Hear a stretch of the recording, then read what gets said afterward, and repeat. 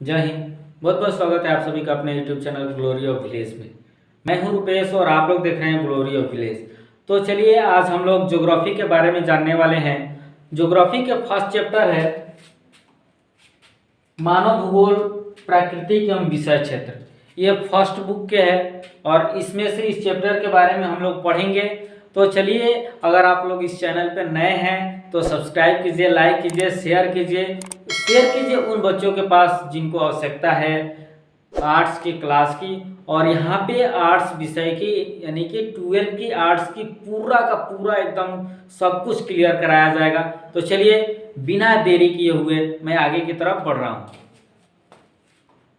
देखिए, इस अध्याय में हम लोग पढ़ने वाले हैं मनुष्य और प्रकृति के बीच का संबंध, यानी कि मनुष्य और प्रकृति के बीच का संबंध कैसा रहा है, नाता कैसा रहा है, पहले संबंध क्या था और प्रकृति से आज का संबंध कैसा है। ये सारी चीज़ों के बारे में हम लोग आज जानने वाले हैं। उसके बाद हम यह भी पढ़ेंगे कि किस तरह से मनुष्य ने टेक्नोलॉजी को विकसित किया, यानी कि पहले मनुष्य कैसे रहता था, उसके बाद धीरे धीरे जब टेक्नोलॉजी लाया उसके बाद किस तरह से रहने लगा। उसके बाद इस अध्याय में हम यह भी पढ़ेंगे कि मानव भूगोल का क्षेत्र क्या है, यानी कि मानव भूगोल किसके अंतर्गत आता है, कितना उसका क्षेत्र है। और हम मानव भूगोल में और क्या क्या पढ़ने वाले हैं, ये सारी चीजें आज जानेंगे। इसमें कोई दिक्कत नहीं होने वाला है, तो बने रहिए इस वीडियो से और देखिए एकदम अंत तक। उसके बाद है, इससे पिछली कक्षा में जो पुस्तक आपने पढ़ी थी उसका नाम था भौतिक भूगोल के मूल सिद्धांत। आपने 11th में जो बुक पढ़ा होगा या फिर नहीं भी पढ़े होंगे, 11th में जो है वो भौतिक भूगोल के मूल सिद्धांत है, लेकिन 12 में जो बुक है उसका है मानव भूगोल के मूल सिद्धांत। तो चलिए आगे बढ़ते हैं। देखिए, सबसे पहले हम लोग जानेंगे कि मानव भूगोल की परिभाषा क्या है, यानी कि अलग अलग विद्वानों ने अलग अलग चीज दिया है, अलग अलग परिभाषा दिया है। तो चलिए इसमें देखते हैं। मानव भूगोल मानव तथा प्रकृति के बीच के संबंध का अध्ययन है, यानी कि मानव भूगोल जो है वो मानव और प्रकृति के दोनों के बीच के जो संबंध है उसी को हम लोग मानव भूगोल कहते हैं। चलिए, या फिर एक और देख लीजिए, मानव भूगोल अस्थिर पृथ्वी और क्रियाशील मानव के बीच के संबंधों का अध्ययन है। यानी कि अस्थिर पृथ्वी, यानी कि पृथ्वी ये स्थिर नहीं है, ये चलती रहती है।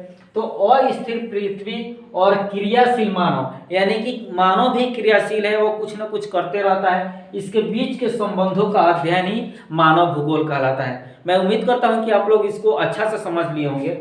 चलिए, मानव भूगोल के क्षेत्र, यानी कि मानव भूगोल के क्षेत्र कौन कौन से हैं। देखिए, नगरीय भूगोल, जनसंख्या भूगोल, आर्थिक भूगोल, राजनीतिक भूगोल, आवास भूगोल और सामाजिक भूगोल, ये मानव भूगोल के क्षेत्र हैं। चलिए आगे देखते हैं। देखिए, मानव भूगोल के उप क्षेत्र कौन कौन से हैं।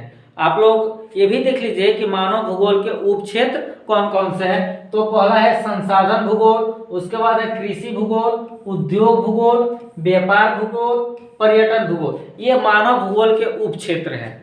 चलिए, उसके बाद भौगोलिक विचारधाराएं, यानी कि भौगोलिक विचारधाराएं कितने प्रकार की होती है। तो इस तरह से मुख्यतः 3 प्रकार का होता है। आगे हम बताएंगे वो 3 प्रकार कौन कौन से। फिलहाल देखिए, एक नियतिवाद और एक संभववाद। देखिए, नियतिवाद में मनुष्य उस समय क्या आदि मानव था, आदि मानव से धीरे धीरे धीरे धीरे चलते चलते आज देखिए टेक्नोलॉजी कितना विकसित हो गया है कि आज यहाँ तक पहुँच गया है। पहले मानव कैसे हुआ करता था, यानी कि आदि मानव, और ये अब इस टाइम के मानव कैसे हुआ करते हैं, इस चीज को देखिए। उसके बाद देखिए भौगोलिक विचारधाराएं, यानी कि भूगोल में बहुत सारे वैज्ञानिक हुए हैं। बहुत, जिस तरह से साइंस में साइंटिस्ट होते हैं उसी तरह से भूगोल में भौगोलिक विद्वान होते हैं, यानी भूगोल में विद्वान भी होते हैं। ठीक है, उन्हें वैज्ञानिक कहा जाता है। और उन्होंने प्राकृतिक और मनुष्य के संबंध के बारे में अपने अपने विचार प्रकट किए हैं, यानी कि अलग अलग वैज्ञानिकों के द्वारा अलग अलग विचार प्रकट किया गया है। इन्हीं विचारों को भौगोलिक विचारधारा कहा जाता है, यानी कि हर वैज्ञानिक का अपना एक अलग मत है, वही मत को अलग अलग अलग अलग वैज्ञानिकों के द्वारा माना गया है, तो उसको विचारधारा कहा गया है। तो चलिए देखिए, एक नियतिवाद है, उसको निश्चयवाद विचारधारा भी कहा जाता है। एक है संभववाद और एक है नौ निश्चयवाद। ठीक है, अगर आपके एग्जाम में पूछ दे कि भौगोलिक विचारधाराएं कितने प्रकार के होते हैं, तो आसानी से आप कह सकते हैं कि नियतिवाद या फिर उसको निश्चयवाद कहिए, संभववाद और नव निश्चयवाद। चलिए आगे देखते हैं। देखिए अब नियतिवाद या निश्चयवाद विचारधारा किसे कहते हैं, इस चीज को भी जान लीजिए। देखिए प्रारंभ में मानव आदि अवस्था में उसने प्रकृति के अनुसार स्वयं को ढाल लिया था, यानी कि प्रकृति जिस तरह से कहती थी उसी तरह से उस समय के मानव करते थे, जो यानी कि आदि मानव थे। यानी कि जैसे इस समय अगर बारिश आ रही है तो हम लोग छाता यानी कि छतरी का यूज कर लेते हैं, लेकिन उस समय बारिश के समय आदि मानव जो थे तो उतना विकसित था नहीं, उतना कुछ कर नहीं सकते थे, टेक्नोलॉजी उतना नहीं था, वो अपने को कहीं ना कहीं छुपा लेता था। धीरे धीरे ऐसे बुद्धि आती गई, टेक्नोलॉजी विकास करते गया, सब कुछ आगे बढ़ता गया। उसके बाद उस समय प्रौद्योगिकी का स्तर निम्न था, यानी कि जो टेक्नोलॉजी थी ना बहुत कम थी, बहुत नीचे। मानव विकास में बहुत कम हुआ था, यानी कि ना के मात्रा में था। मानव प्रकृति को सुनता था, यानी कि प्रकृति जिस तरह से माने जो जैसे गर्मी आ रहा है तो गर्मी में रहना सीख जाएगा, उस हिसाब से ठंडी आ रहा है तो ठंडी के हिसाब से रहेगा। लेकिन अभी हम लोग हैं, टेक्नोलॉजी इतना ना विकास कर गई है कि हम लोग अगर सर्दी आ रहा है तो उसके एंटी यानी कि अगेंस्ट में हम लोग कुछ ना कुछ कर लेते हैं, आग लेके रहते हैं या फिर अच्छे अच्छे मोटे कपड़े पहन लेते हैं। उसके बाद उसकी पूजा करता था, उसकी प्रचंडता से डरता था, यानी कि कहीं कोई जैसे गर्जना ना हो जाए, अगर बादल माने जैसे आकाश से बिजली चमकता, उस हिसाब से अलग अलग तरह से अपने को ढाल लेता था। संसाधनों के लिए मानव सीधा प्रकृति पर निर्भर रहता था, यानी कि जो कुछ भी आवश्यकता होती थी वो प्रकृति पर निर्भर रहते थे, प्रकृति हमको देगी, ऐसे होगा, यानी कि खुद पे डिपेंड ना रह के वो लोग क्या करते थे, प्रकृति पे डिपेंड रहते थे। अतः इस अवस्था को पर्यावरणीय या निश्चयवाद का नाम दिया गया, यानी कि पर्यावरण पर ये लोग निर्भर हैं तो पर्यावरणीय या कहिए या फिर निश्चयवाद कहिए। उसके बाद देखिए इसमें कौन कौन से वैज्ञानिक अपना समर्थन दिए हैं। रेडजेल जो है, रेडजेल वो दिए हैं, रिटर दिए हैं, हम्बोल्ट इसके समर्थक है, उसके समर्थन में, इस बात के समर्थन में ये तीनों। अगर क्वेश्चन पूछ देना कि नियतिवाद के समर्थन में कौन कौन से वैज्ञानिक थे, तो रेडजेल, रिटर और हम्बोल्ट। चलिए आगे देखते हैं। देखिए अगला है संभववाद विचारधारा, यानी कि संभववाद विचारधारा कौन है देख लेते हैं। समय के साथ साथ मनुष्य का विकास हुआ, यानी कि धीरे धीरे समय बढ़ता गया, मनुष्य विकास करता गया। विडाल डिला ब्लास इसके समर्थक थे, यानी कि हाँ विडाल डिला ब्लास के अनुसार यानी कि समय के साथ साथ मनुष्य के क्या हुआ, विकास हुआ। उसके बाद अब वह प्रकृति से डरता नहीं था, यानी कि जब धीरे धीरे विकास होना शुरू हो गया तो प्रकृति से डरता नहीं था। लेकिन जैसे विकास नहीं हुआ था, कोई टेक्नोलॉजी नहीं थी, तो उस समय जो मनुष्य था, जो आदि मानव थे, वो प्रकृति से डरते थे। कहीं कोई चीज अगर कोई घटना घट रही हो या फिर बारिश तो वो पूजा करने लगते थे, माने ऐसा करके। चलिए अब मनुष्य खुद को प्रकृति के अनुसार ढालने लगे थे। अब माने जैसे अब प्रकृति जैसे जैसे कहती थी वैसे वैसे मनुष्य क्या करने लगे थे, ढलने लगे थे। अब मनुष्य प्रकृति से स्वतंत्र होकर रहने लगे। जैसे टेक्नोलॉजी का विकास हुआ, देखिए देख रहे हैं टेक्नोलॉजी, जैसे टेक्नोलॉजी का विकास हुआ मनुष्य अपने के क्या स्वतंत्र समझने लगा कि अब हम किसी कोनो जोर जबरदस्ती नहीं है, हम प्रकृति से बंधे हुए नहीं है। अब मनुष्य प्रकृति में परिवर्तन कर सकता था, यानी कि प्रकृति में वो परिवर्तन, जैसे जाड़े के दिन में गर्मी के लिए कुछ यूज कर सकता था, धीरे धीरे जैसे बरसात आ रही है तो छतरी, ऐसे धीरे धीरे वो कर सकता था, परिवर्तन ला सकता था। अब मनुष्य संसाधनों का इस्तेमाल भी करने लगा, यानी कि बहुत ऐसे संसाधन धीरे धीरे बनने लगे, वो अपना यूज करने लगे वो लोग। मनुष्य ने प्रौद्योगिकी का भी विकास किया, जैसे गर्मी से बचने के लिए कूलर बनाना, ना पंखा बनाना, जाड़ से बचने के लिए हीटर बनाना, ना बरसात से बचने के लिए छतरी बनाना, ये सब चीज़ों को प्रयोग धीरे धीरे होने लगा और वो सब चीज़ विकसित हो गए। आगे देखते हैं नव निश्चयवाद विचारधारा। नव निश्चयवाद विचारधारा क्या है? ग्रिफिथ टेलर इस विचारधारा के समर्थक थे। अगर क्वेश्चन पूछ दे कि नव निश्चयवाद विचारधारा के समर्थक कौन थे, तो ग्रिफिथ टेलर, ठीक है। कहीं कहीं केवल इनका टेलर ही दे देता है, इतना ही देता है, लेकिन पूरा नाम मैंने लिखा हुआ है। नव निश्चयवाद या फिर इसे मध्यम मार्ग, रुको और जाओ निश्चयवाद, ये 3 नामों से इसको जाना जाता है। अगर क्वेश्चन पूछ दे कि नव निश्चयवाद का दूसरा नाम क्या है, तो आप मध्यम मार्ग दिया हो तो उसको मारिए, या फिर रुको और जाओ निश्चयवाद हो तो उसे टिक कर दीजिए। देखिए, नई संकल्पना के अनुसार न तो पूरी तरह पर्यावरणीय निश्चयवाद है और न ही पूरी तरह स्वतंत्रता यानी कि संभववाद है। ठीक है, यानी कि ये ना ही पूरा तरह स्वतंत्र रूप से है और ना ही पूरा तरह से बाधित है।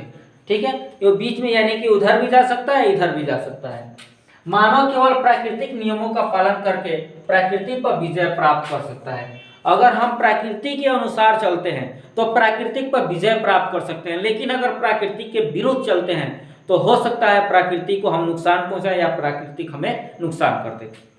देखिए, उसके बाद यह 2 विचारों पर्यावरणीय निश्चयवाद और संभववाद के बीच का रास्ता है बताती है। यानी कि जो नव निश्चयवाद विचारधारा है यह पर्यावरणीय निश्चयवाद और संभववाद के बीच का रास्ता चुनती है, बताती है, ना इधर ना इधर, बीच वाला रास्ता। चलिए उसके बाद देखते हैं प्रौद्योगिकी का विकास। यानी कि मनुष्य ने प्रकृति के नियमों को समझने के बाद ही टेक्नोलॉजी का विकास किया। यानी कि मनुष्य ने प्रकृति के नियम को समझा और उस नियम के अनुसार टेक्नोलॉजी का विकास किया। इसके उदाहरण निम्नलिखित है। घर्षण एवं ऊर्जा। जब हम लोग घर्षण, कोई भी चीज में जब घर्षण करेंगे तो ऊर्जा उत्पन्न होगी, तो घर्षण और ऊर्जा की संकल्पनाओं से आग की खोज की। जैसे ही घर्षण हुआ तो उस समय धीरे धीरे ऐसे इस चीज का प्रयोग किया गया तो आग जलने लगा। जब पत्थर से पत्थर टकराते तो उनमें से आग निकलता, तो मनुष्य ने देखा कि अरे ये तो पत्थर से पत्थर टकरा रहे, तो आग की उस समय खोज हुई, हमारी मदद की, और आज हम आग का प्रयोग करने लगे हैं। यानी कि वहीं से प्रकृति का ही देन था जो आज हम लोग आग को खोज पाए। या कोई भी टेक्नोलॉजी हो, प्रकृति का अगर सपोर्ट न करते, यानी कि प्रकृति का उस तरह से सपोर्ट न रहता तो ऐसा नहीं होता। चलिए, डीएनए और आनुवांशिकी, इन्हें समझने के बाद अब ज्यादातर बीमारियों पर जीत पा चुके। यानी कि डीएनए कहिए या फिर आनुवांशिकी कहिए, इस चीज को जब समझे तो बाद में हम लोग ज्यादातर बीमारी के खोज कर लिए, उस पर विजय पा लिए, जीत चुके। वायु गति के नियम।